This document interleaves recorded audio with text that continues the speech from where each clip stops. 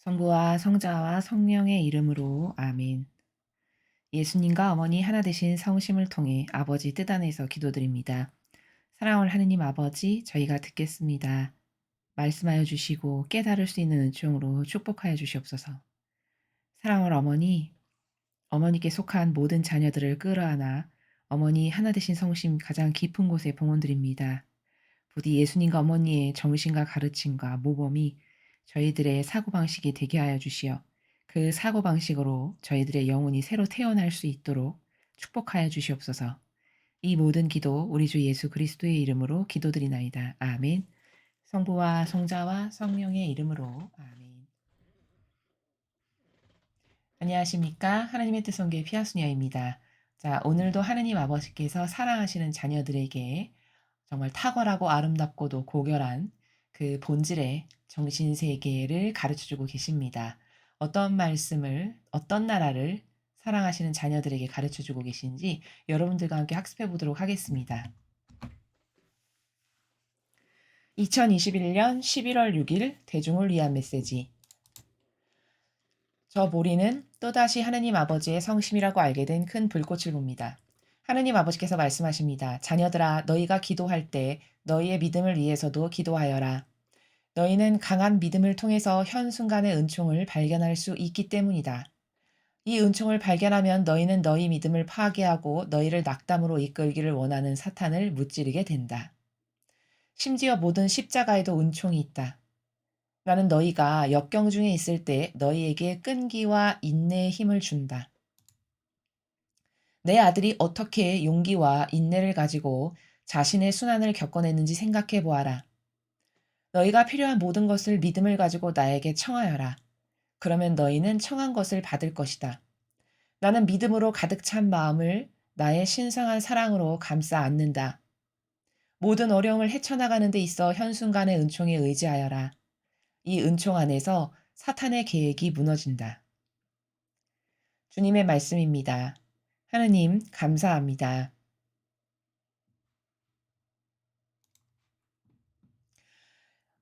오늘 주신 그 하느님 아버지의 말씀에서 중요한 단어는 첫 번째 줄에, 자, 여기 보시면요. 너희의 믿음을 위해서도 기도해라. 이렇게 말씀하셨습니다. 아버지께서.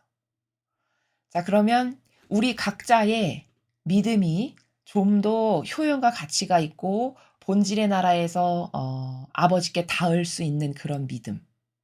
그런 믿음이 되게끔 기도해라. 라고 말씀하시는 것이죠. 자, 근데 보통 믿음, 그러면 여러분은 예를 들어 제3자가 여러분에게 당신이 가톨릭 신자라면서요. 믿음이 뭡니까?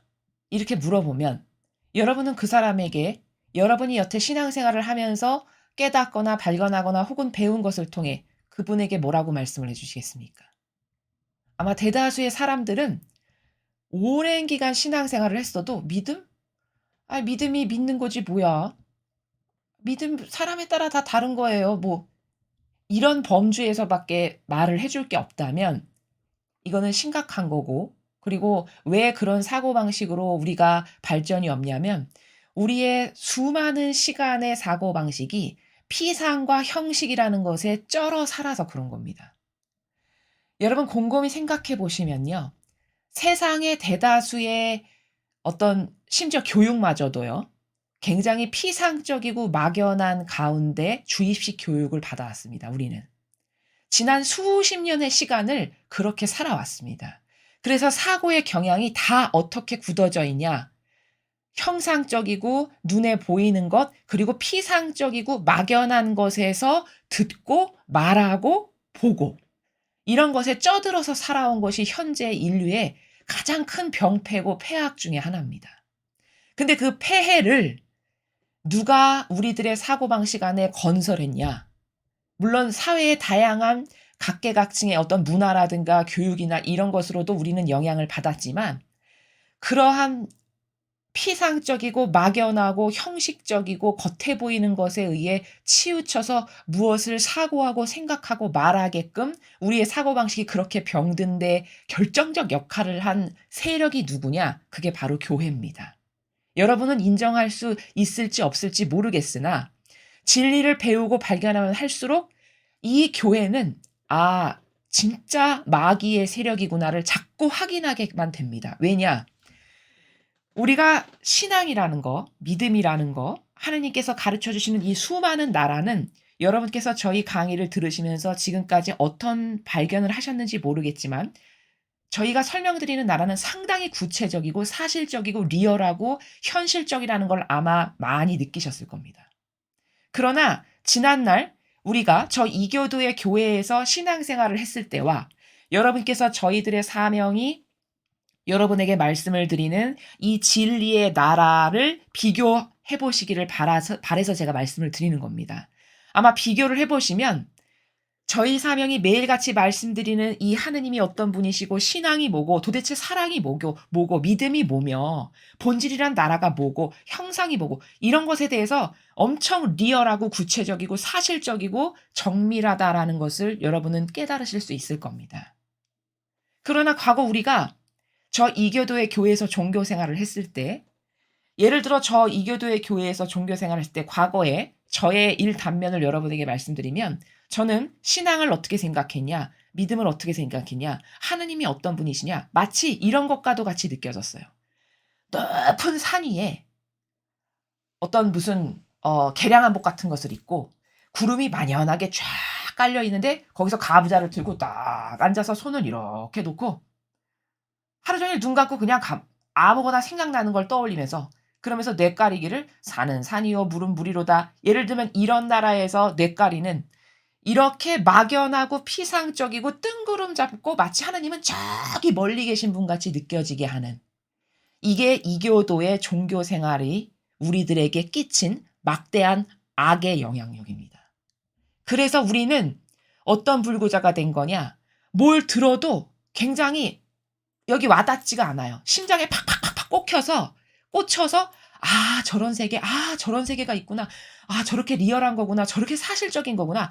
팍팍 꽂혀 가지고 그걸로 사고방식이 맨날 달라지고 그걸로 현실적으로 살고 너무 기쁘고 행복하고 충만하고 '저런 세계에서 나도 좀 살아봤으면.' 뜨거운 갈망과 열정이 샘솟고 이렇게 돼야 이런 반향이 나와야 정상적인 거거든요.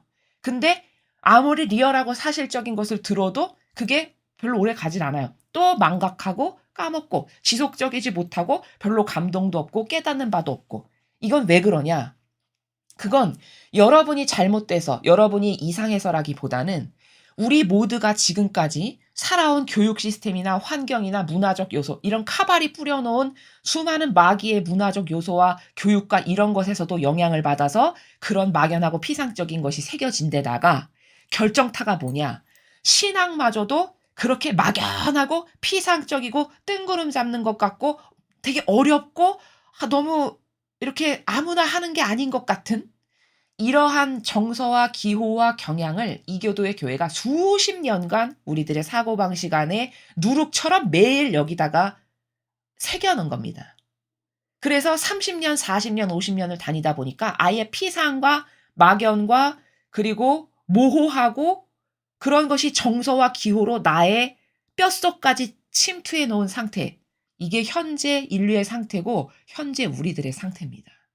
그러나 신앙이라는 거는 믿음이라는 거는 하느님 아버지시라는 분은 예수님과 어머니시라는 분은 굉장히 구체적이고 사실적이고 리얼하고 아주 현실적인 이런 나라지 그렇게 이교도의 교회가 수십 년간 우리들에게 누룩처럼 먹인 막연하고 뜬구름 잡는 것 같고 잡힐 것 같으면서도 잡히지도 않으면서 뭔지도 잘 모르겠고 그냥 훌륭한 사람 성인은 아무나 되는 게 아니고 나하고는 먼 얘기고 이런 나라가 아니라는 겁니다. 이건 누구나 올바른 정신으로 똑바로 된 프로세스 가운데 도전을 하면 다 갈 수 있는 나라고 성공할 수 있는 나라고 자신의 능력과 역량과 또 노력의 수준과 이런 것에 따라서 물론 거기에 약간의 갭은 있겠지만 야 너는 되고 너는 안 돼. 너는 불가능하고 너는 가능해. 이러한 나라가 아니라는 겁니다. 자, 왜 이런 말씀을 드리냐면 오늘 아버지께서 말씀하시는 "너희들의 믿음을 위해서도 기도해라." 이렇게 말씀하셨는데 첫 번째 문장이 지금 핵심인데 오늘 이 메시지에. 그러면 이 문장을 딱 접하면 여러분은 어떤 생각이 가장 먼저 드시냐는 겁니다. 자신을 스스로 반추해 보십시오. 아마 대다수의 사람은 너희들의 믿음을 위해서도 기도해라. 저 문장을 딱 들으면 아 하느님 오늘 메시지에서 아버지께서 믿음을 위해서 기도하라고 하셨습니다. 저의 믿음을 강하고 굳건하고 그리고 아주 하느님께 올곧은 믿음이 되도록 저를 도와주시고 축복해 주세요. 이게 여러분이 할 수 있는 노력에 다합니다. 그렇죠. 그나마 이런 기도를 할 수 있는 것도 굉장히 깨어 있다라고 말할 수 있는 분들만 이런 상세한 기도도 할 수 있을 겁니다.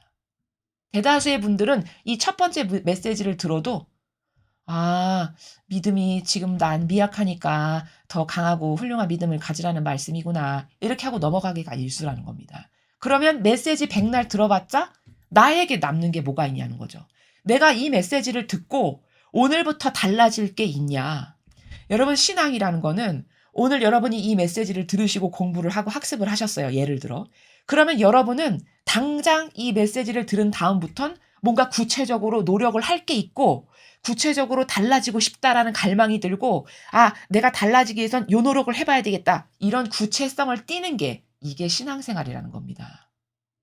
그렇지 않은 막연하고 피상적인 모든 것은 다 마귀가 지난날 우리에게 경향과 기호로 심어놔서 그저 그것에 쩔어서 마치 마약 중독자가 자동으로 마약으로 손이 가듯이 예를 들자면 자동으로 사고방식이 그냥 그 막연한 곳으로 나도 모르게 흘러가는 이런 상태에 놓여져 있다는 것을 여러분이 명심하시고 그것을 타파하고 그것을 깨버리고 싶다면 여러분은 매일 메시지를 들으면 듣고 오늘 자기가 발견하고 깨달은 것을 바로 적용하는 이 삶을 살지 않으면 백날 들어봤자 피상적인 사고방식을 타파하고 깨버리고 그 프레임에서 나올 수 있는 방법은 없다. 이 절박성을 이 중요성을 먼저 여러분들에게 말씀을 드립니다. 자, 그럼 첫 번째 줄에 자녀들아 너희가 기도할 때 너희 믿음을 위해서도 기도해라. 도대체 저 문장의 구체적인 본질적 의미가 뭘까요? 오늘 아버지가 주신 메시지 전체를 이해하기 위해서는 여러분에게 먼저 선언적으로 설명드릴 도표를 보여드리면서 말씀을 드리고 그리고 앞에 메시지로 다시 돌아가서 상세하게 설명하도록 하겠습니다. 자, 여기 보십시오. 제가 여기 도표를 하나 마련했는데요.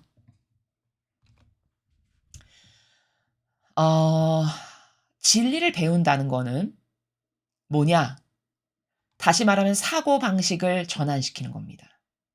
어떻게? 구체적이고 사실적이고 그리고 리얼하고 진정성 있는 실제적인 사고방식으로 전환하는 겁니다. 자, 조금 더 또 다른 관점의 나라에서 설명을 드리면요. 사고방식을 어떤 상태에서 어떤 상태로 전환해야 되는 거냐.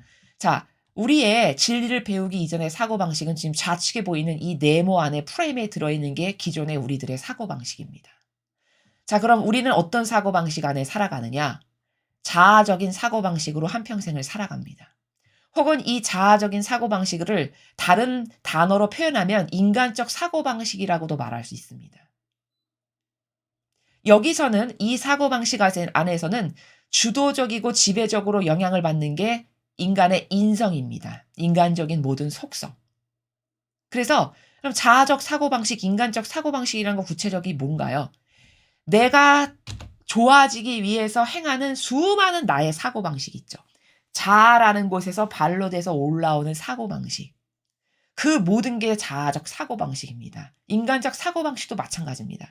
그러니까 내가 좋아지는, 내가 원하는, 내가 하고 싶고 그리고 나에게 이득이 되는 나의 사욕과 욕망을 채우고 싶고 나의 자애심과 이기심이 원하는 이런 모든 것이 자아적인 사고방식입니다. 혹은 인간적 사고방식입니다. 진리를 배워서 그 프레임을 깨고 나오지 않는 모든 사람이 한평생 자아적 사고방식 안에서 살다 죽습니다. 인성에만 지배받고 살다 죽는 거죠. 자, 그런데 이 자아적인 사고방식이라는 것은 어떤 것에 영향을 받느냐? 내 주변의 환경. 그렇죠. 나의 부모가 양육한 방식, 내 부모가 가지고 있는 유전자, 조상으로부터 내려오는 기호와 기질이나 어떤 속성들. 이게 내가 놓여있는 다양한 환경이죠. 혹은 학교에 다니면 학교의 환경. 내가 종교 생활을 해. 그럼 종교 생활에서 받는 환경, 부모로부터의 환경, 사회생활에서의 환경, 이 다양한 환경으로부터 영향을 받아서 형성된 게 자아적 사고방식입니다. 또 경향. 경향이라는 건 뭘까요? 굳어진 거죠. 내가 익숙하고 편하게 생각해서 나도 모르게 취했는데 그게 나의 어떤 뿌리, 근간이 되어버린 그게 경향이죠. 그럼 사람마다 다른 경향이 있죠. 즉, 이 자아적 사고방식이라는 것은 이런 경향에 의해서 지배받는 사고방식입니다. 사람마다 각기 다른. 또 이 자아적 사고방식이라는 것은 정서에 영향을 받아서 형성된 사고방식입니다. 그럼 정서라는 건 뭘까요? 예를 들어 나는 고즈넉하고 조용하고 그리고 아름다운 성가가 쫙 흘러나오는 그런 정서가 좋아. 그래서 로마 가톨릭에 오는 겁니다. 그리고 그 로마 가톨릭에서 또 그런 정서를 매일같이 누룩으로 받아먹게 되면 그 정서가 아예 나의 아주 뿌리 깊이 박힌 그런 골수 깊이 박힌 나의 정서, 내 것이 되어버리는 거죠. 그런 사람은 이 정서에서 벗어나는 걸 싫어하고 오히려 그 정서에서 벗어나면 불안감을 느끼고 안정감이 없고 이런 정서에 근거해서 갖게 된 것이 자아적 사고방식, 인간적 사고방식입니다. 또 기호. 사람은 다양한 기호를 갖게 되죠. 그렇죠? 태어난 여러 가지 환경이나 어떤 앞에서 배운 이런 경향, 정서 이런 것에 근거해서 사람마다 다양한 기호라는 걸 갖게 됩니다. 즉 인간적 사고방식, 자아적 사고방식이라는 것은 이런 것에 근거하여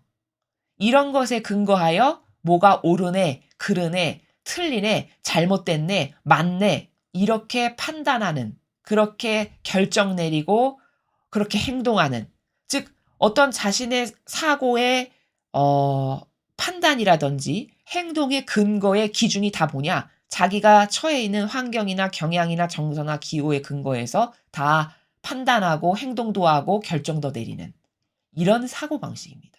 그러니 생각해 보십시오.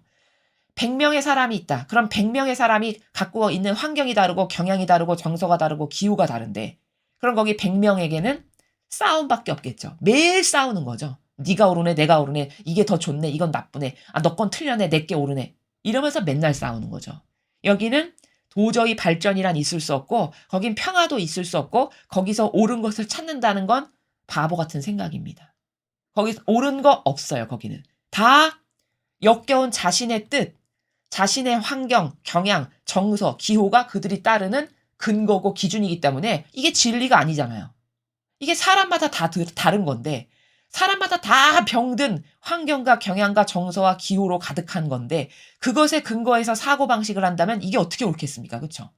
그러니까 여기는 마귀가 날뛸 수밖에 없고 여기는 옳은 걸 죽을 때까지 이 정서나 경향이나 기호 환경 가운데서 뭐를 판단하고 분별하고 결정한다 한들 거긴 옳은 것도 있을 수 없고 희망도 없고 그렇다고 해서 그 사고방식으로 산다 해서 천상에 갖다 놓을 것도 없고 거긴 패망밖에 없는 마귀만 들끓는 사고방식으로 인간이 이렇게 가엾고 불쌍하게 이 프레임에 갇혀서 한평생 사고하고 생각하고 말하고 행동하다 죽는 거다라는 겁니다. 자, 그러면 우리 진리를 왜 배우냐? 내가 일평생 이런 사고방식으로 살았어요. 지금도 이렇게 살고 있고. 그리고 이렇게 잘못된 기준을 가지고 뭐가 옳으네, 그르네, 좋네, 틀리네 이러면서 살아가는 이 프레임을 완전히 깨버리고 우리들은 앞으로 이 사고방식을 하기를 바래서 이 오른쪽에 있는 이 네모의 프레임의 사고방식을 하길 바래서 우리가 진리를 배우는 겁니다. 즉 우리가 한평생 이 사고방식을 하면서 여기서 가지고 있는 모든 에너지를 우리는 다 에너지를 전환시켜서 이제는 이 사고방식이 나의 기준이고 절대값의 사고방식이 되게끔 에너지를 전환해서 요 사고방식으로 살게끔 하는 거. 이게 진리를 배우는 목적이고 요 사고방식으로 살 때 그때서야 비로소 올바른 믿음의 생활을 시작하는 거다라는 겁니다. 자, 여러분 생각해 보십시오. 내가 이런 사고방식으로 살아요. 여기는 이게 사람마다 다 다양한 이런 병든 환경과 경향과 정서와 기호에 근거해서 뭐가 옳고 그르고 틀리고 맞고 잘못됐고 이렇게 말하면서 살아가는 나라예요. 그쵸? 자, 그러면 내가 이 사고방식 안에서 신앙생활을 100년을 한다고 해보죠. 여기 발전이 있나요? 발전 없습니다. 100년 아니라 1000년에도 발전 없어요. 왜냐? 이런 사고방식에서는 예수님이나 성모님께서 개입하실 수가 없습니다. 예수님과 어머니의 사고방식을 닮은 이런 사고방식을 해야 여기에 예수님도 개입하실 수 있고 어머니도 개입하실 수 있고 하느님 아버지의 뜻도 개입하실 수 있고 그래서 여기서 무슨 열매도 맺고 에너지도 나오는 거고 효용과 가치도 나오는 거고 이렇게 되는 것인데 인간의 착각이 뭐냐? 그렇다면 인간이 가장 먼저 해야 되는 건 뭐냐? 이 사고방식을 하루빨리 이 사고방식이 되게끔 하는 게 최우선 과제예요. 그러고 나서 믿음을 가져야 그때서야 올바른 믿음이 그때서야 시작된다는 거예요. 근데 로마 가톨릭에 종속되어 있고 아직도 거기에 미련을 가지고 있고 무엇에 근거하지도 않은 자신의 환경과 경향과 정서와 기호에 근거해서 거길 떠나기가 좀 그래. 옳고 그른 건 필요 없어. 따져보지도 않아. 진리에 근거해서 분명히 마귀고 악이고 왜 하느님을 거부하는 하느님의 뜻을 가로막는 세력인가를 그렇게 많이 설명해도 거기에 남아있는 건 절대성의 진리에 근거해서 남아있는 게 아니라 다 자기가 가지고 있는 정서, 기호, 경향, 환경적 요소에 근거해서 아유 그래도 뭐 그렇게까지 아니 내가 뭐 하느님 보고 다니지 사람 보고 다니나 이런 막연한 자기만의 논리 체계를 확립해서 거기 남아있는 거죠. 그렇죠? 그러면 이 사고방식 가운데에서 거기서 믿음을 가져봤자 그 믿음에는 하느님께서 역사하실 수가 없는 게 하느님의 사고방식은 이 사고방식이 아니죠. 예수님과 성모님의 사고방식은 이 사고방식이 아니죠. 다 이 사고방식이에요. 이 정신세계입니다.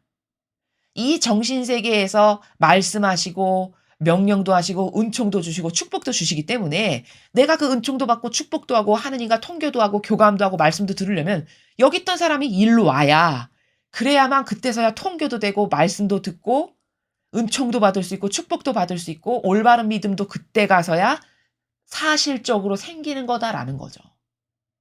근데 이교도의 신앙생활은 뭐냐? 내 사고방식은 안 바꿔요. 일평생 이 사고방식을 합니다. 그러면서 여기서 믿음을 가져요. 그러면 물론 여기서의 믿음을 갖는다고 하는 것에 그 진실성을 보시고 아버지가 은총을 조금 흘려주실 수는 있을지 모르겠어요. 그러나 100%로 하나님께서 흘려주시는 은총을 다 받을 수는 없어요. 결단코 여기서는. 거기서 그의 갈망이 크고 간절하면 100%짜리 은총이 있을 때 미약하게나마 조금 가는 샘줄기처럼 흘려주실 수 있는 경우가 일부 있을지 모르겠으나 그렇다고 해서 하느님께서 100%짜리 은총을 주시고자 하시는데 사고방식을 여기서 살아가는 영혼에게 100% 순수 고유한 모든 은총을 이 영혼이 다 받게 할 수 있는 방법은 없다는 겁니다. 왜? 본인의 자유의지가 여기서 살아가길 원하기 때문에요. 자유의지는 하느님도 마귀도 함부로 건드리지 않는 마귀는 함부로 건드릴 수가 없는 거고 아버지는 하실 수 있지만 그렇게 하지 않으시는 이게 인간의 철옹성과도 같은 자유의지입니다. 그렇기 때문에 이 사고방식 안에서 살면 누구만 손해냐? 나만 손해라는 거예요. 여기서는 모든 효용과 가치가 다 떨어지고 하느님의 은총도 똑바로 받을 수 없고 여기서의 믿음은 믿음 아니에요.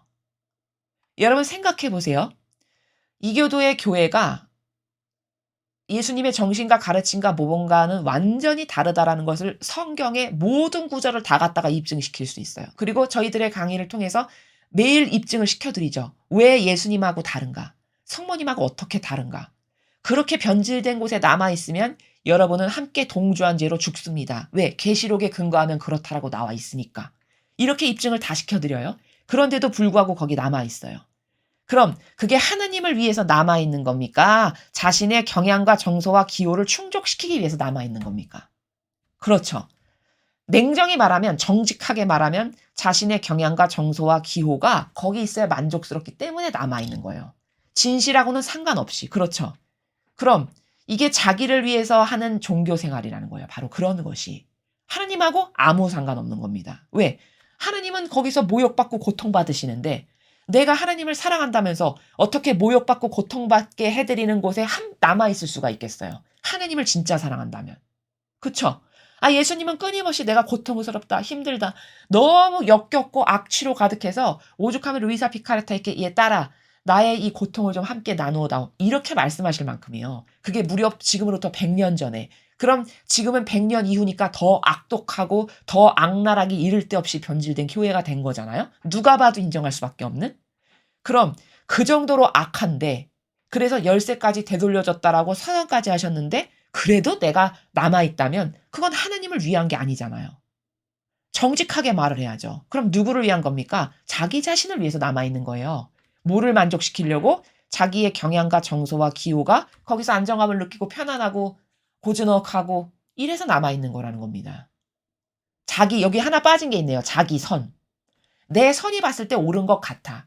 옳은 것 같아는 자기 생각이지 옳고 그름은 진리의 근거에서만 말할 때만 그게 옳고 그름의 명확한 정당성이고 올바른 팩트입니다. 진리에 근거하지 않고 뭐가 옳은 것 같아, 그른 것 같아, 오라, 그라 이렇게 이야기하는 거는 그건 프레임에 갇힌 자기 생각에 근거한 말도 안 되는 마귀적 논리체계인 거지 결코 그게 결단코 옳지 않아요. 자, 그러면 여기 갇힌 거죠. 그쵸? 그럼 여기서 하느님께 모욕과 역겨움을 드리는 사고방식 가운데 또 그런 세력과 하나 돼서 동조하면서 꿋꿋이 있어. 근데 나는 하느님을 믿습니다. 아멘. 이렇게 한다면 그 믿음이 과연 믿음이겠냐는 거죠. 이 사고방식을 하고 살면서 저는 하나님을 믿는데요. 저 하나님을 사랑해요. 그건 믿음 아니라는 거예요. 착각과 오해입니다. 그건 자기를 만족시키기 위해서 남아있는 거지 고통스럽다라고 말씀하시는 역겨워서 쓴물을 끊임없이 들이킨다고 말씀하시는 아버지를 사랑한다면 오히려 거기를 박차고 나와야 되겠죠. 마귀 세력하고 하나 되면 안 되겠죠. 그런데도 계속 하나 되고 동조하고 협력한다면 그건 하나님을 진정으로 사랑하는 게 아니에요. 결국 자기를 만족시키기 위한 거지. 그러면서 말로는 자기는 하나님을 믿는데요. 그럼 이게 어불성설이라는 거예요. 그에게 착각과 오해가 있다는 겁니다. 그렇기 때문에 이런 내가 좋아지고 내가 원하는 사고방식을 하면서 나는 하느님을 믿어요. 나는 믿음의 자녀고, 믿죠. 믿으니까 세례받았지. 이렇게 얘기한다면 그 이론적인 차원에서는 물론 믿으니까 세례받은 게 맞겠죠. 1차원적인 나라에서는. 그러나 이 본질의 차원에서는 사실은 자기를 위해서 종교 생활하는 거고 또 거기 남아있는 거지 결단코 하느님을 위해서 그 종교 생활을 하는 게 아니라는 겁니다. 그러니까 여기서의 믿음은 더 이상 믿음이 아니다라고 이야기를 하는 거예요. 여러분 믿는다면은 세상도 그렇죠. 내가 저 사람을 믿어. 그러면 내 거를 저 사람 앞에서 주장할까요? 저 사람을 믿는데? 내 걸 절대 주장하지 않아요. 세상의 올바른 사고방식도.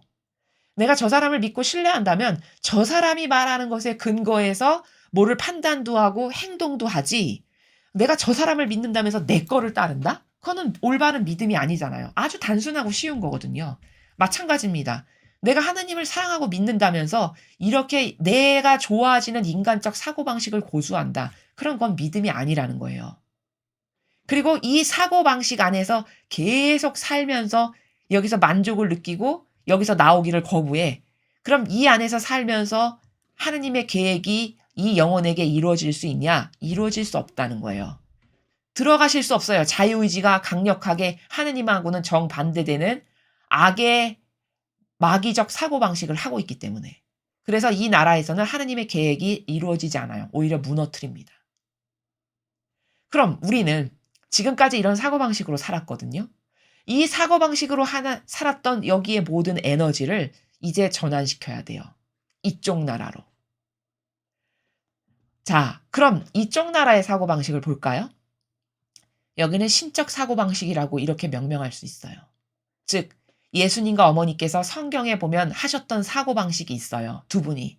무엇을 행동할 때, 말할 때, 분별할 때 쓰셨던 모든 사고방식의 근거가 두 분은 이게 아버지의 뜻에 부합하는가예요. 이게 아버지께서 원하시는가.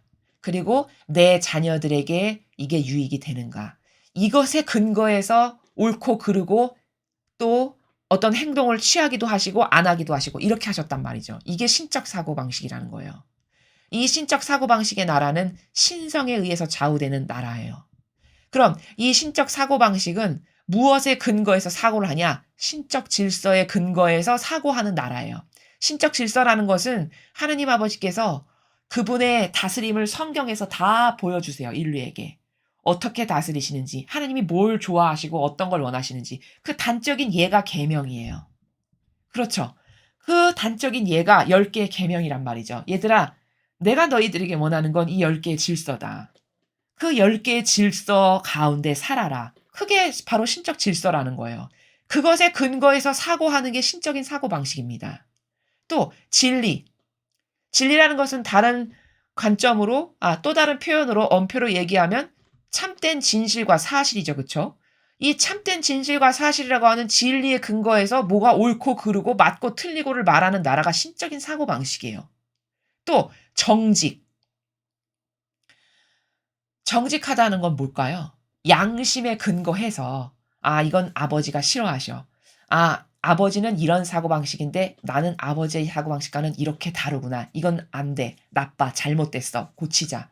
이런 게 정직성에서나 가능한 나라죠. 그쵸? 세상은 이 정직을 양심이라고도 이야기해요. 그래서 사람이 양심이 있지 어떻게 그럴 수가 있어. 이런 말 하죠. 그게 뭘까요? 인간은 양심이라는 게 누구나 다 있어요. 그래서 찔린다 이런 말 하죠. 양심이 살아있는 사람은 내가 그렇게 하는 건 그래도 양심에 좀 가책이 있어서 그렇게까지 하는 건 좀 찔려. 하나님 앞에 옳지 않아. 이게 다 정직의 나라, 양심의 나라에서 말하는 거예요. 그런 양심에 근거하면 옳지 않은 걸 할 수 없어요. 왜? 본성이 하느님의 모상을 닮아서 창조된 우리이기 때문에 그런 양심이 있단 말이에요. 하느님을 닮은, 하느님의 심성을 닮은. 그렇기 때문에 정직, 즉 양심에 근거해서 남을 속이거나 남에게 해를 가하거나 어떤 불합리하고 부정직한 것을 안 하려고 하는 이게 정직이란 말이죠. 그것에 근거해서 사고하는 게 또한 신적인 사고방식이에요. 자, 그러면 좌우를 비교해 보죠. 이건 다 뭘까요? 공적이고 공의로운 것에 근거한 사고방식입니다. 다시 말하면. 그쵸? 내가 다 배제된 거예요. 나의 이익과는 아무 상관없고 다 하느님이 원하시고 진실과 사실과 양심과 이웃이 좋아지는 이렇게 나하고는 아무 상관없고 하느님과 이웃이 이득이 되는 하느님과 이웃이 좋아하는 것에 근거한 사고방식이 신적 사고방식이라는 거예요. 그럼 여기는 보세요. 얼마나 비교가 됩니까? 이 좌측은 다 내가 좋아지는 거예요. 내 기준과 내 뜻과 내 의지와 내 경향, 하여튼 나로부터 발로돼요. 모든 것이. 그럼 얼마나 다른 겁니까? 동과 서가 다르게 다른 사고방식이에요. 근데 진리를 배우지 않잖아요. 그럼 인간은 한평생 이 프레임에서 살다 죽을 수밖에 없어요. 깨닫게 해주는 사람이 없죠. 그러면 여기서 갇혀서 일평생 아웅다웅하며 살다 죽는 게 인간의 한탄스러운 아담과 하하로부터의 그 원죄로부터의 생긴 그 프레임이라는 거예요. 개탄스러운 거죠, 참으로. 훌륭하게 창조하셨으나 한 번도 실력 발휘를 본연의 나를 찾아보지도 못하고 여기서 살다 죽는 이런 거라는 겁니다. 현재 인류가. 그럼 생각해 보세요. 우리는 목숨이 여러 개도 아니고 이 세상에 와서 한 번 살았다가 죽는 인생인데 여러분은 이러한 사고방식으로 살다 죽는 자신이 만족스러우십니까? 여기에 갇혀서 이렇게 끊임없이 내가 좋아지는 것만을 그냥 애착과 집착으로 갈구하면서 살다가 결국 하나님하고 관련된 열매는 하나도 맺지 못하고 이걸 따라서 사는 게 그럼 진짜 내가 좋아지는 거냐? 죽고 난 다음에 이게 내가 좋아지는 길일까요? 이건 패망으로 가는 지름길이에요. 열차 타고 지옥의 급행열차로 내리막길을 달리는 것과 똑같은 것이 이 좌측의 사고방식입니다. 단지 육에 가려져서 이 지상에서 살 때 그게 내 눈에 보이지 않을 뿐이에요. 여기서 하나님과 관련된 무슨 열매를 맺겠습니까? 다 자기와 관련된 거지. 여기서 예수님과 어머니를 닮은 효용과 가치의 아름다움을 어떻게 창조할 수가 있겠어요, 여기서. 그쵸? 그리고 여기선 다 순전히 이기적이고 자기밖에 모르고 애착과 집착밖에 없고 사욕과 욕망밖에 없고 이기심과 자애심밖에 없어요. 그럼 이건 하나님하고는 아무 상관없는 인생을 한평생 살다 죽은 거예요. 왜? 예수님하고 어머니는 다 공적인 이런 나라에서만 한평생 살면서 아름다운 수억만 가지 열매를 맺으셨는데 나는 하느님을 위해서도 한 거 없고 이웃을 위해서도 한 게 없네. 일평생. 그럼 나는 그냥 나 하나, 이 죽으면 썩어 없어질 육 하나 아주 충직하게 먹여 살리다 죽은 게 된다는 거죠. 그럼 여러분은 이 사고방식을 하다 죽는 게 마음에 드냐? 스스로 양심의 생각을 해 봐야 된다는 거예요. 아 나는 진짜 인생이 이 왔다 가는 게 한평생의 그 찰나에 짧다면 짧은 길어야 100 년도 못 사는 인생인데 내가 여기서 이렇게 시궁창가도 같은 사고방식으로 살다 죽는 게 과연 마음에 드나? 이런 생각을 해 봐야 된다는 겁니다. '아 이게 진짜 싫다.'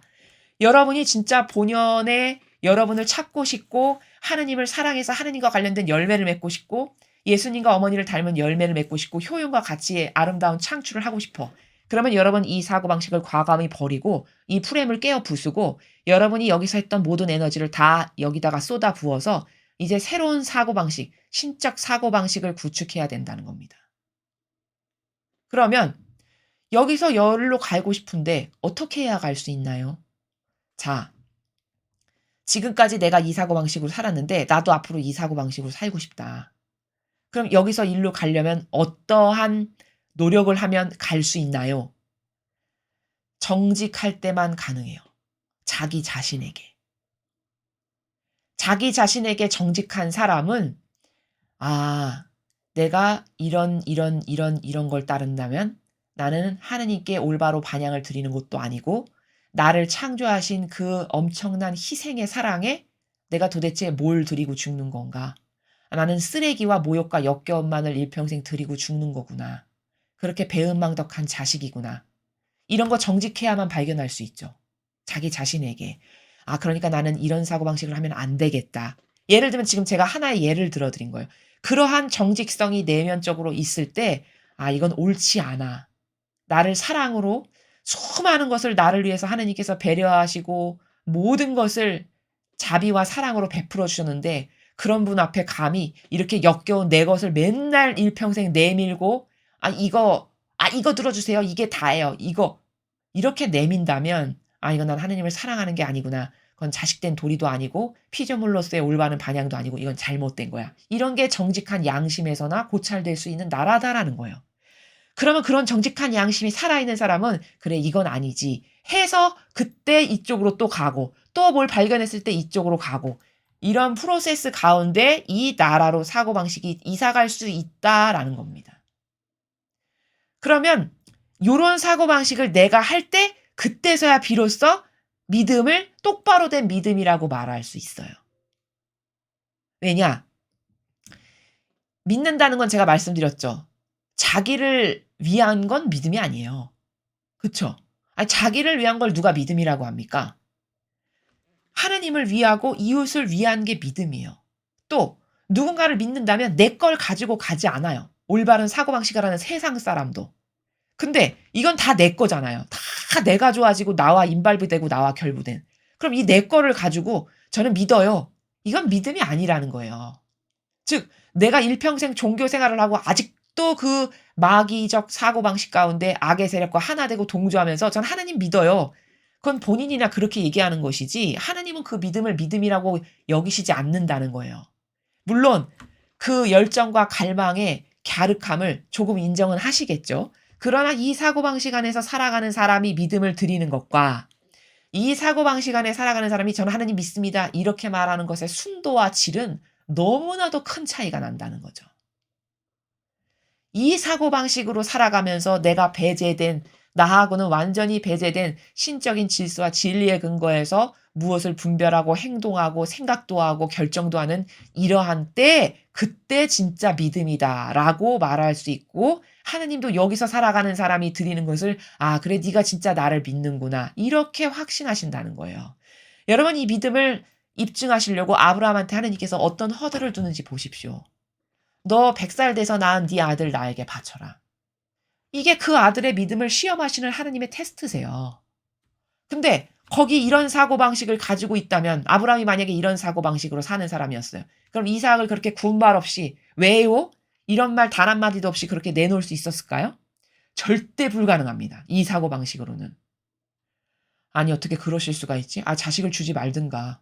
줬다 뺏는 건 뭐야? 오만 가지 이유 다 대고 오만 가지 뇌까리는 나라에서 이야기하겠죠. 그쵸? 아니 사랑하신다면서 그게 무슨 사랑이야. 이런 수억만 가지 이유를 댈 거라는 거예요. 이 나라에서 살면. 그러나 이 나라에서 살아가는 사고방식의 사람은 '그래. 이게 다 아버지 거지. 아버지가 주신 거잖아. 은총의 선물로. 그리고 아버지가 주신 것 아버지가 가져가신다는데 당연히 기꺼이 내어드려야 되는 거야. 나에겐 최우선순위가 아버지니까. 나는 아버지를 사랑하고 나의 절대성의 1번이시니까. 예를 들면 이런 거죠. 그렇다면 그렇게 이삭을 뭐 이런 방구 이유되지 않고 토달지 않는 그 나라에서 하느님께 온전히 바쳐드리고 내어드릴 수 있다는 거예요. 그러니까 하느님께서 그 믿음을 진짜 믿음이라고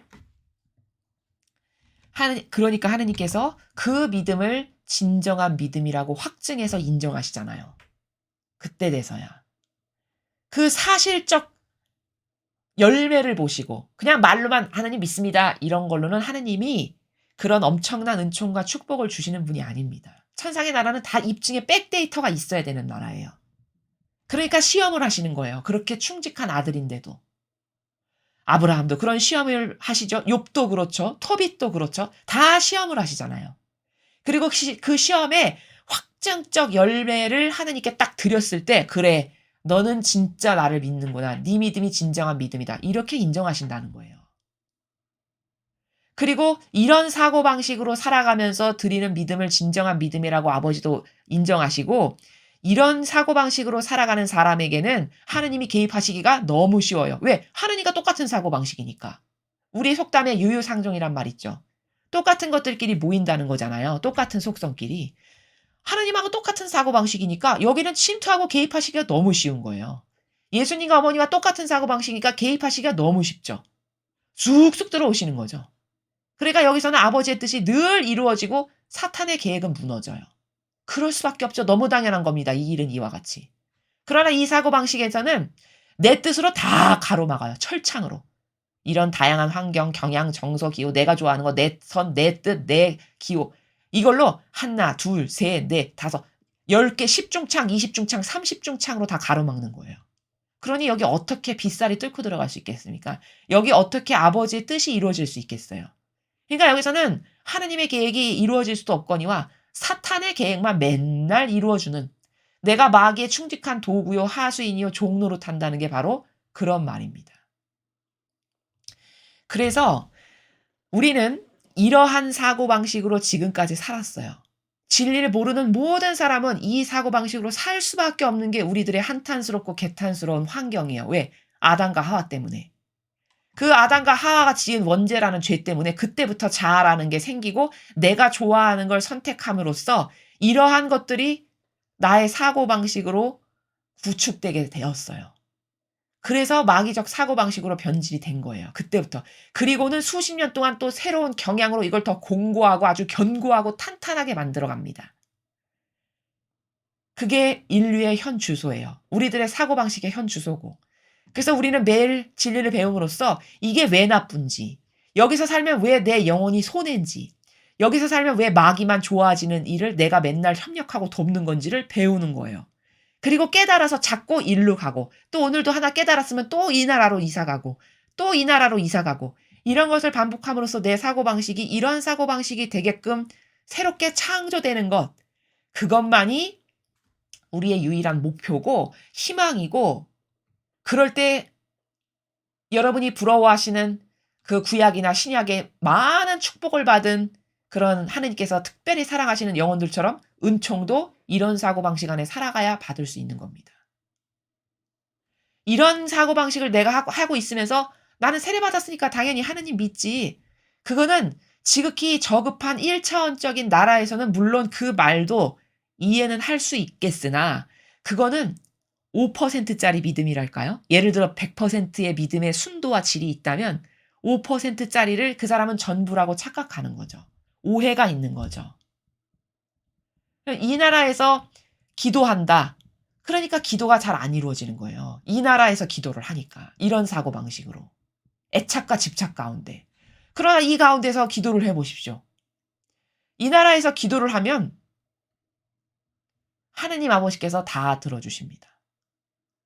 왜? 여기 나와 결부된 게 없잖아요.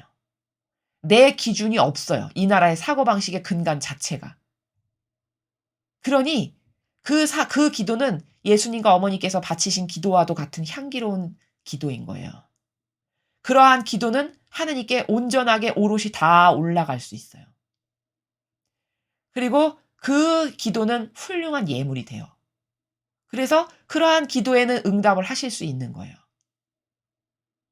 자, 이러한 차이를 알고 우리는 이 사고방식에서 이런 오른쪽에 신적 사고방식으로 이사를 가야 되고 우리는 지금 그런 과정 중에 있는 거다. 일로 쉽게 이사 가려면 어떻게 해야 되는데요? 정직으로 내 이 사고방식이 하느님께 어떤 모욕과 역경을 드리는지를 고찰해보고 깨닫고 발견하고 이러한 내가 마음에 드는지를 스스로 객관화를 시켜보고 이런 정직성을 가지고 검토해서 아 이건 아니지. 그럼 오늘도 버리고 또 일로 이사 가고 내일도 뭐 하나 또 발견했어. 그럼 아 이거 내가 원하는 거 아니야. 버리고 또 이사 가고. 이런 과정을 통해서 이 사고방식을 강하게 만들고 굳건하게 만들고 튼튼하게 만들고 이렇게 하는 거다라는 것을 여러분에게 먼저 설명을 드리는 겁니다. 자 그러면 이제 오늘 주신 메시지를 여태 도표를 통해서 여러분에게 설명을 드렸던 그 나라에 근거해서 설명을 드리겠습니다. 자녀들아 너희가 기도할 때 너희 믿음을 위해서도 기도하여라. 자, 기도할 때가 뭐냐? 기도한다는 거는 가부좌 틀고 앉아서 하늘에 계신 우리 아버지, 아버지 이름이 거룩히 빛나시며 이것만이 기도다. 이렇게 생각하면은 그건 엄청난 오해가 있는 겁니다. 이거 많이 말씀을 드렸죠. 하느님은 알파요 오메가세요. 그럼 하느님 아버지의 그 알파요 오메가의 범주만큼 기도의 범주도 그 정도로 넓고 다양해요. 이해가 되시죠? 그럼 기도라는 건 그 수억만 가지의 범주 중에 몇 가지만 말씀을 드리면 예를 들면 아버지의 가르침으로 나를 완성하는 게 기도예요. 이해되시죠? 아버지, 저 오늘 사고방식이 이렇고 이런 두 가지의 차원의 나라가 있는데 저는 이런 사고방식 말고 이 심적 사고방식으로 가는 게 제가 생각해도 마음에 들고 제 영혼에도 유익이고 아버지도 기뻐하실 일이고 저는 이 사고방식이 좋아요. 그 사고방식으로 저를 완성시켜 주세요. 예를 들면 이런 게 기도라는 거예요. 그 갈망 가운데 여러분이 진짜 원하신다면. 그런 아버지의 가르침으로 저를 완성시켜 주세요. 이렇게 기도도 하고 그 완성되게끔 하기 위한 어떤 실행에 옮기는 노력도 뒷받침되고 이런 게 기도라는 겁니다. 또 하느님 아버지를 찾는 순간 그거 역시 기도예요. 내가 일상에 뭐 작은 걸 하고 어떤 어려움이 있고 도움이 필요하고 혹은 지금 아버지를 막 사랑하는 마음이 일고 이렇게 해서 문득문득 하느님을 찾는 수많은 순간 이게 다 기도예요. 또 하느님 아버지와 대화 나눌 때 설거지를 하면서도 대화할 수 있어요. 감자 까면서도 대화할 수 있습니다. 청소기 돌리면서도 대화할 수 있는 거예요. 그렇게 문득문득 아버지를 찾아서 대화하는 많은 순간들 이게 기도예요. 또 아버지의 뜻에 제 인성을 쏟아부어 용해되게 해주십시오. 이렇게 용해되기를 갈망해서 그러한 여러 가지 노력들을 하는 이런 거 역시 또 기도예요. 이렇게 기도라는 건 범주가 많은 겁니다. 자 그러면 그 여러 가지 범주 지금 제가 한 4가지 말씀드렸는데 그런 다양한 여러 가지 범주가 다 기도인데 여기서 너희가 기도할 때 그러면 오늘 이 문장에서의 기도할 때는 너가 하느님 아버지와 대화를 할 때 요런 정도의 나라라고 볼 수 있어요. 네가 하느님과 대화를 할 때 너의 믿음을 위해서도 기도하거라. 그러면 아버지 제가 오늘 배운 바에 의하면 믿음이라는 건 뭐냐면 이 우측의 사고방식으로 아버지와 하나 되는 게 진정한 믿음이래요. 제가 그렇게 배웠습니다. 그러니까 아버지 제 기준과 제 뜻을 안 따르게 도와주세요. 이렇게 기도하라는 거예요. 믿음을 위해서 기도하라는 건. 또는 아버지 이 사고방식은 내 뜻을 따르는 게 아니라 내 뜻은 배제시키고 오로지 진리와 정직과 신적 질서, 계명 이런 것에 근거해서 뭘 판단하고 옳고 그름을 생각하는 거라고 했잖아요. 그러면 여기에서 사고방식을 한다는 건 내 걸 안 가지고 가는 거죠. 즉 다시 말하면 하나 되었을 때 이 사고방식을 하려면 하느님과 하나 되었을 때만 가능해요. 하느님하고 하나 되지 않고는 불가능하죠. 이 내 거를 가지고 일로 간다? 그 자체가 불가능한 거예요. 내 거를 가지고 있다. 그럼 여기에요 무조건. 내게 아직도 나는 자아 안에 뭔가 남아있다. 그럼 무조건 여기입니다.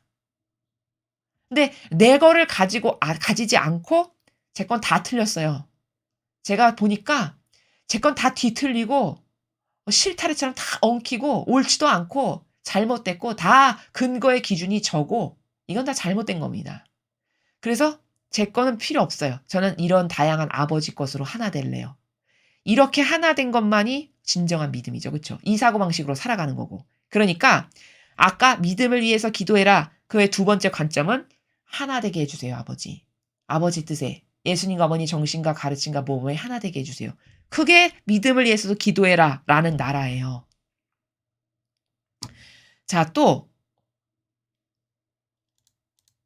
여기 믿음을 위해서 기도해라. 또 다른 나라는 이런 나라도 있어요. 하느님과 관련된 것만 믿고 따르는 그런 제가 되게 해주세요. 이게 바로 믿음을 위해서 기도해라. 그게 올바른 믿음의 나라니까요. 그런 올바른 믿음을 갖게 되도록 저를 도와주세요. 이게 믿음을 위해서 기도하라는 나라입니다. 그러니까 요약 정리하면 너가 기도할 때 네가 하느님과 대화할 때 있지 않니? 너의 믿음을 위해서도 기도하거라. 이 나라는 네가 하느님과 하나 된 정도를 하거라. 개선하는 게 믿음을 위해서 기도해라 라고 하는 나라라는 거예요. 이해가 되시죠? 다시 말하면 이 좌측의 사고방식을 아버지 이 우측의 사고방식이 될 수 있도록 저를 축복해 주세요. 저를 도와주세요. 이게 믿음을 위해서 기도하거라 라는 나라라는 말입니다. 너희는 강한 믿음을 통해서 현 순간의 은총을 발견할 수 있기 때문이다. 자, 그럼 너의 믿음을 위해서 기도하라고 왜 말씀하셨는가? 이유는 네가 믿음이 강할수록 강해야만 하느님 아버지께서 우리들에게 매 순간순간 주시는 은총을 발견할 수 있기 때문이라는 거예요. 자, 그러면 무슨 말이냐 이게 구체적으로. 강한 믿음이라는 건 뭡니까? 오늘 배운 바에 의하면 내가 신적 사고방식을 하면서 그래서 하느님과 하나 된 거예요. 강한 믿음이라는 건. 아까 도표를 보고 배운 바에 의하면 그렇죠. 우측의 사고방식을 하는 사람이 강한 믿음을 가진 사람이에요. 자기 걸 하느님께 안 내미는 사람이 강한 믿음을 가진 사람이죠. 그렇죠? 그렇게 신적 사고방식으로 하느님과 하나 된 사람. 즉 인간적인 내 경향, 기호, 정서 그걸 안 따르는 사람. 인간적인 것에 영향 안 받는 사람. 그게 강한 믿음이라는 거예요. 그런 강한 믿음을 통해서 그런 강한 믿음이 있을 때만이 너가 그런 강한 믿음으로 하느님과 하나 되어 있어야만 매 순간 아버지께서 주시는 은총을 발견할 수 있기 때문이란다. 라는 말씀이에요. 그렇죠. 그 신적 사고방식으로 하나님과 하나 되어 있어야만 긴밀하게 아버지께서 말씀하시는 것을 알아들을 수 있잖아요. 긴밀하게 아버지께서 어떤 은총을 주실 때 싹싹 받아들이고 내 것으로 만들 수 있죠. 우측의 사고방식이어야만. 좌측의 사고방식은 백날 하나님의 은총을 주셔봤자 수혈될 수가 없어요. 다 튕겨져 나가요. 본인의 자유의지가 가로막고 있기 때문에. 그러니까 실상 부자 되는 건 어떤 사고방식으로 사는 게 부자 되는 거냐, 영혼이. 우측의 사고방식으로 사는 게 영혼이 부자 되는 지름길이라는 거예요. 그런 우측의 사고방식이 바로 강한 믿음을 가진 사람들의 사고방식이고 그런 사고방식을 했을 때만이 너는 내가 매 순간 너에게 주고자 하는 은총을 발견하고 딱딱 받아먹고 내 걸로 만들고 또 그 은총을 받아서 내 걸로 만들고 이렇게 할 수 있단다. 이런 말씀입니다. 이해가 되시죠? 이 은총을 발견하면 너희는 너희 믿음을 파괴하고 너희를 낙담으로 이끌기를 원하는 사탄을 무찌르게 된다. 자, 이 은총을 발견하면 너희는 너희 믿음을 파괴하고 너희를 낙담으로 이끌기 원하는 사탄을 무찌르게 된다. 자, 우리를 낙담으로 이끌고 파괴하게끔 하는 사탄이 뭡니까? 이 좌측의 이런 저주받을 나의 속성이에요. 내가 갖기를 원하지 않았으나 나의 태생 혹은 내가 사회적, 환경적, 문화적 어떤 교육 혹은 종교에 의해서 나도 모르게 굳어진 나만의 어떤 이런 고질적 사고 방식이죠. 그렇죠? 이게 나를 죽이는 사탄의 원흉이라는 거예요. 이걸 그리고 지금 우리는 깨달았잖아요. 오늘 학습을 통해서 아 이게 내 영혼을 죽이는 원수구나. 이런 사고방식을 하라고 맨날 충동질하는 내 안에서. 그럼 이제 사탄을 알았으니까 이걸 무찌를 수 있게 된다는 거죠. 그 말씀은. 이게 나쁜 거라는 걸 알았어요. 그럼 최소 과거에 100%로 영향받았다면 이게 나쁜 거다는 걸 알았다. 그러면 뭐가 딱 이런 것이 딱 올라와. 그럼 지금 또 내 정서가 올라오는구나. 내 기호에 근거해서 뭐가 올라오네. 이거 잘못됐네. 죽여야지. 최소 이런 마인드는 가질 수 있잖아요. 곱씹어보고 성찰해 볼 수 있고 이거 잘못됐네. 이렇게 되돌아볼 수 있고. 그러면 100%로 공격받을 거 50%로 공격받을 수 있는. 이렇게 확 떨어지겠죠. 내가 알고 있으니까, 인지하니까. 바로 지금 그 말씀을 너는 이 은총을 발견하면 너의 믿음을 파괴하고 낙담으로 이끌고 난 사탄을 무찌르게 된다. 내가 인지하니까 무찌를 수 있다는 겁니다. 그때부터. 자아적 사고방식이 뭔지 오늘 배웠으니까 우리의 믿음을 파괴하는 게 자아의 사고방식이에요. 자아적 사고방식. 그거를 무찌를 수 있게 된다는 거예요. 내가 이제 인지하니까. 이해되시죠? 심지어 모든 십자가에도 은총이 있다. 자, 십자가에는 은총이 있다는 걸 수많은 강의에서 말씀을 드렸습니다. 여러분도 인지를 하시고 이해를 하시고 납득을 하실 거예요. 인간은 고통을 통해서만 성숙할 수 있어요. 어떤 인간도 고통 없이 온실의 하우스에서만 자라는 그 어떤 채소처럼 재배가 되죠. 그런 인간은 성숙 없어요. 그런 인간은 인내 없습니다. 나약 자체, 남 배려 안 하고 자기밖에 모르고 이기적이고 개인주의고 이런 수밖에 없는 거예요. 그러나 십자가가 많고 고통이 많다. 고통이 많으면 많을수록 인격은 성숙해요. 고통이 많으면 많을수록 인내심이 커요. 고통이 많으면 많을수록 거기서 지혜와 슬기가 생겨요. 왜? 궁리를 하니까 사람이. 이거 어떻게 타파할까? 이거 어떻게 이겨내볼까? 이거 어떤 방안이 있지? 이러니까. 고로 보통 십자가는 산삼 먹는 것보다 더 영혼의 보약이에요. 이게 내릴 수 있는 답변입니다. 그렇게 아버지는 십자가에 은총이 있다 하셨어요. 나는 너희가 역경 중에 있을 때 너희에게 끈기와 인내의 힘을 준다. 자, 그래서 우리가 그런 역경 중에 있을 때 아버지께서는 끈기와 인내의 힘을 주신대요. 이겨낼 수 있도록. 그 십자가를 지고 갈 수 있도록. 에이, 내가 얘를 사랑하니까 십자가를 치워줘야지. 확 치워주시는 게 아니라 아버지의 교육 방식은 그렇지 않아요. 오히려 적당한 제가 지고 갈 수 있을 만큼의 십자가를 주고 그런데 중간에 힘겨워해. 이렇게 헉헉거리고 저기서 제가 자칫 잘못하면 좌절할 것 같아. 그러면 그때 그거 좌절하지 않을 수 있을 만큼 또 은총을 주고 인내할 수 있도록 그거 이겨낼 수 있을 만큼 끈기를 주고 이렇게 해서 그 십자가를 지고 가게끔 하신다는 거예요. 결국에는 승리할 수 있게끔. 이게 아버지의 교육 방식이세요. 제가 그래서 저희 강의를 듣는 젊은 20, 30대의 부모님들이 계신지 모르겠는데 아무튼 미혼이신 분들도 앞으로 결혼을 앞두고 계신 분들도 혹은 자녀를 지금 양육하시는 분들도 자녀를 어떻게 양육하는 건 한 가문의 운명이 좌우되는 매우 중요한 일입니다. 너무너무 중요한 일이에요. 왜냐? 오늘날에 우리나라가 이렇게 망한 게 왜죠? 다 자녀를 잘못 양육해서 사고방식을 마귀화시켜서 이렇게 된 거예요. 그건 100% 부모의 책임은 물론 아니죠. 다양한 이런 사회 체계와 환경과 요소와 이 종교와 이 모든 것이 인간의 사고방식에 악영향을 끼쳤어요. 그리고 가정에서는 또 어떻게 교육을 하냐? 내 자식은 최고야. 너가 최고야. 너가 이뻐. 아유, 너는 고생하면 안 되지. 이렇게 길러서 사람을 불구자를 만들어요. 거긴 자생력도 없고요. 남 배려하는 마음 없고 개인적이고 이기주의적이고 그러면 하느님 아니야. 그런 사람 하느님 절대 알 수도 없어요. 하느님은 희생 자체시고 고통 자체시고 엄청난 희생으로 사랑하시는 이런 나라인데 그런 사람이 어떻게 하느님을 발견할 수 있겠어요? 그럼 그런 사람 남 앞에 가서 남이 좋아하냐? 남도 다 싫어해요. 이기적이니까. 리더 할 수 있냐? 리더 절대 못해요. 남을 끌어안고 수용하고 포용하는 것도 없으니까. 그럼 이건 뭐야? 밥만 먹고 몸뚱아리만 크게 키워놓은 불구자 하나 양산시킨 거죠. 이런 사람으로 가득합니다. 지금 현 시대 인류가 그래요. 그래서 그런 사고방식으로 가득하니까 나라에서 돈 주는 거 너무 좋아. 훌륭한 리더. 이렇게 되는 거예요. 그렇게 자녀를 양육하면 여러분은 자녀를 어떤 불구자를 만드시는 거냐? 호랑이로 하느님이 만드셨는데 그 호랑이에게 여러분이 소고기를 맨날 생고기를 제일 좋은 양심으로 사다가 한 근씩 맨날 띄워줘요. 그럼 그 호랑이가 자생력이 생길까요? 그 호랑이는 원래 창조의 태생의 목적이 맹수로 자라게 하신 거예요. 남하고 싸워서 이기고 제패하고 승리하고 산속에서 자기가 자생하고 고통 가운데 살아남고 이러라고 만드신 거거든요. 근데 거기다 안심을 맨날 한 번씩 띄워준다. 그럼 그 호랑이가 산에 가서 맹수 잡아먹을까요? 절대 안 잡아먹겠죠. 나중에 그 호랑이는 어떻게 될까요?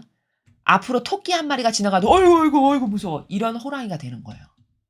이걸 누가 그렇게 불구자로 만들었냐? 부모가 너가 최고야. 너는 최고가 돼야 돼. 인류가 돼. 저런 거는 너하고는 어울리지 않아. 이렇게 해서 만약에 당근을 계속 주는 교육 방식으로 기른다.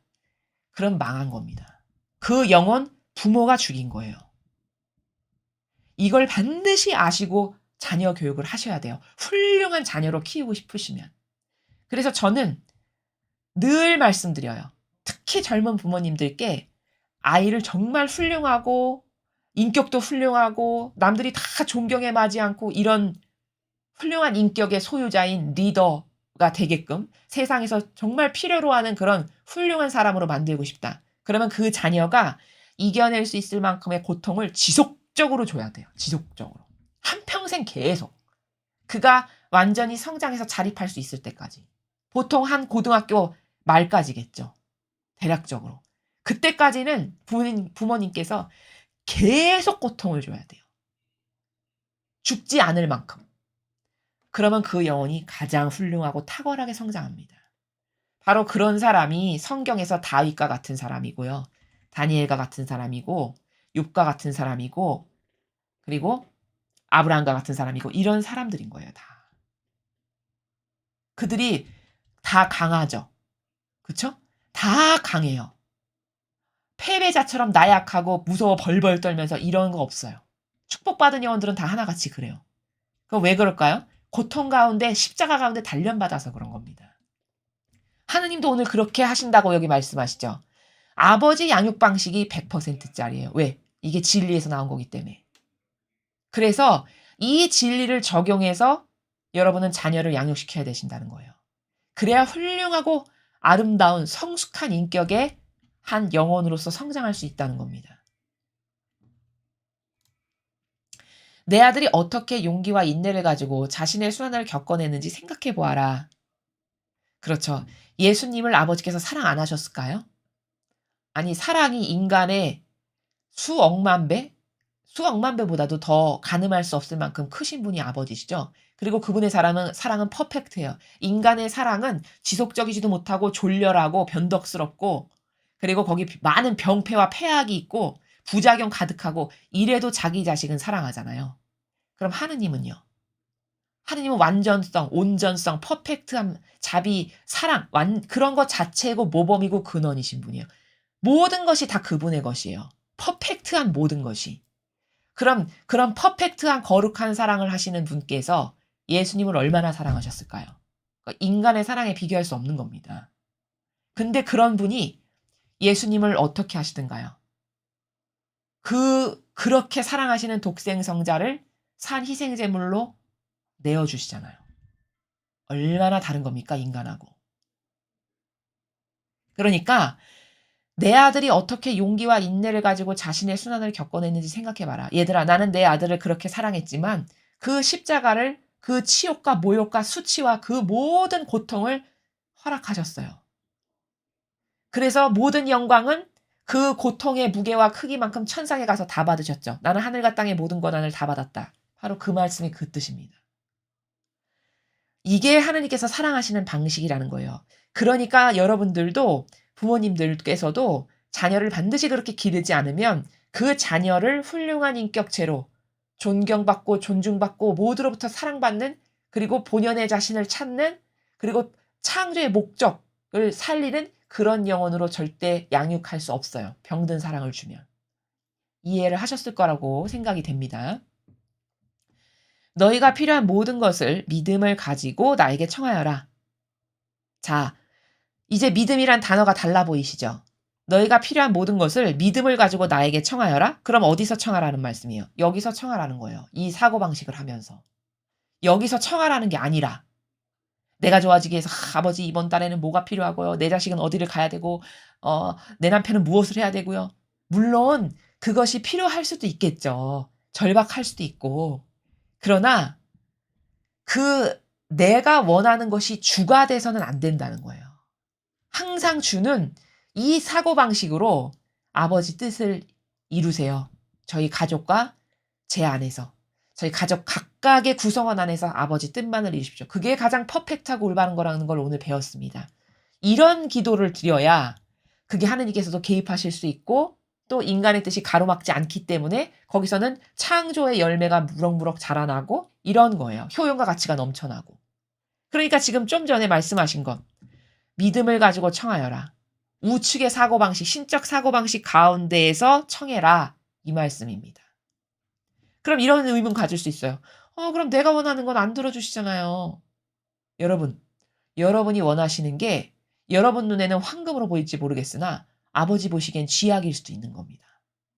그걸 여러분만 모르시는 거예요. 영혼의 주인으로 살지 않기 때문에 인간의 약점이 뭐냐? 영혼의 주인으로 살지 않고 육의 주인으로 살기 때문에 육이 좋아지는 게 진짜 내가 좋아지는 거라고 착각한다는 거예요. 약점과 한계가. 이해가 되시죠? 그러니까 대다수의 인간이 원하는 건 다 썩어 없어질, 영원성에도 아무 상관없고 하느님과도 상관없고 내 영혼하고도 상관없는 걸 그토록 원해요.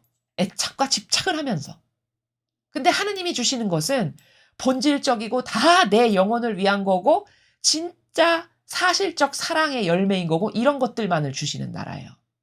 근데 그것을 믿고 그러니까 하느님이 주시는 게 다 오라. 아버지가 주시는 게 진짜 사랑이야. 그게 뭐가 됐건 나는 다 만족해. 이런 믿음이 없다면 이 사고방식 안에서 그걸 받아들일 수도 없고 청하지도 못하는 거예요.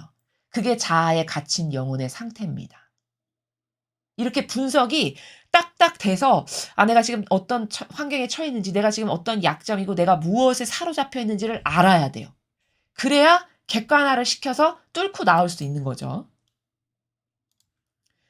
그럼 너희는 청한 것을 받을 것이다. 자, 믿음을 가지고 나에게 청해라. 그러면 청한 것을 받을 것이다. 즉, 네가 우측의 신적 사고방식 안에서 나한테 청해. 그러면 너는 뭘 청하든지 다 받을 거다. 그래서 예수님께서도 두드려라. 너가 구하여라. 두드려라. 다 받을 것이다. 그 성경 구절 있죠. 그게 오해가 나는 맨날 두드리고 구하고 열심히 청해도 안 주시던데. 뭐가 잘못된 거야 도대체. 뭐가 잘못됐는지 이제 아시겠죠. 좌측의 사고방식, 인간적 사고방식으로 맨날 두드리고 구하고 청하니까 못 받는 거예요. 왜? 그게 여러분 영혼에게 결단코 필요한 게 아니거나 혹은 아버지께서 보시기에는 오히려 해가 되거나 이런 것이면 안 주시는 거죠.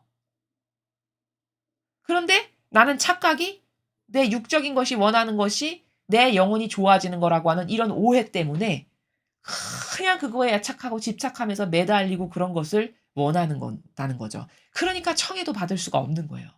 그러나 너가 믿음을 가지고 청해라. 그럼 청한 걸 받을 것이다. 여기 이렇게 청한 거 받는다고 했잖아. 이렇게 해서 여기서 오해가 생기는 거거든요.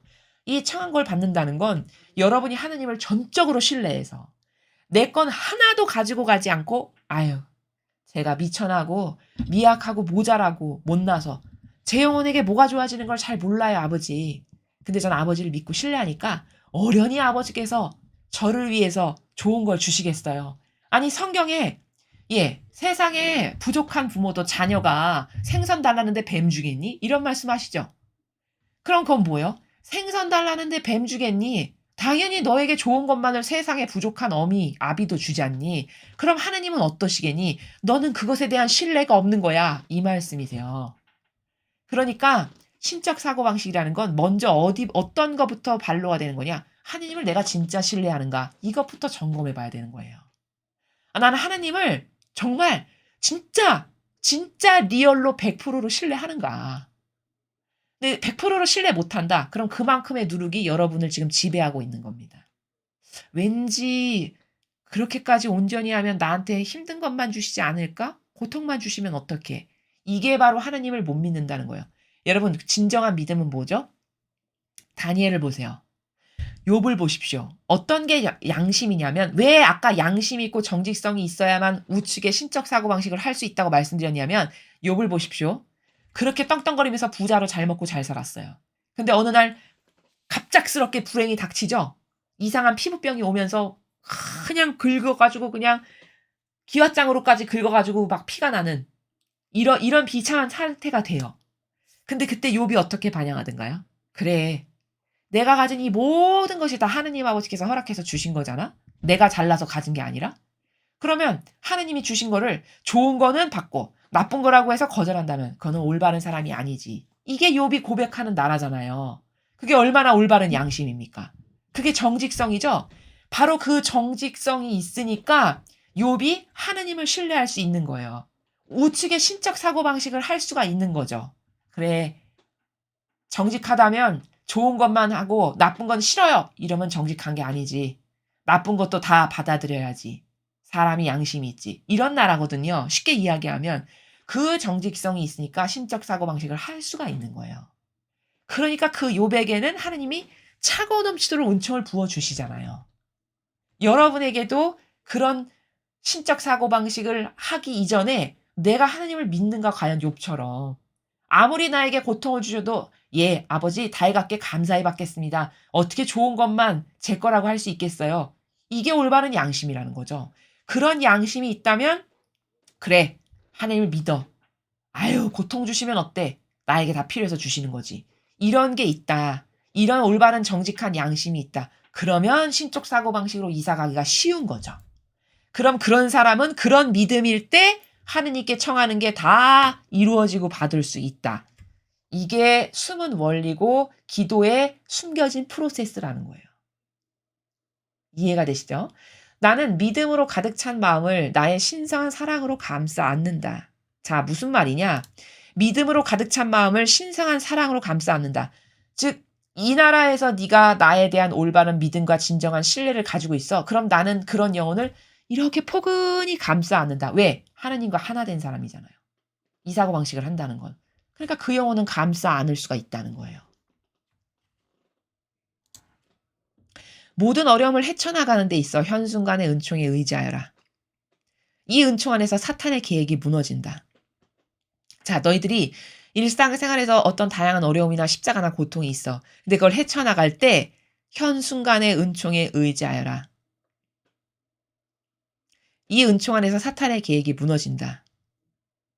자, 무슨 말이냐면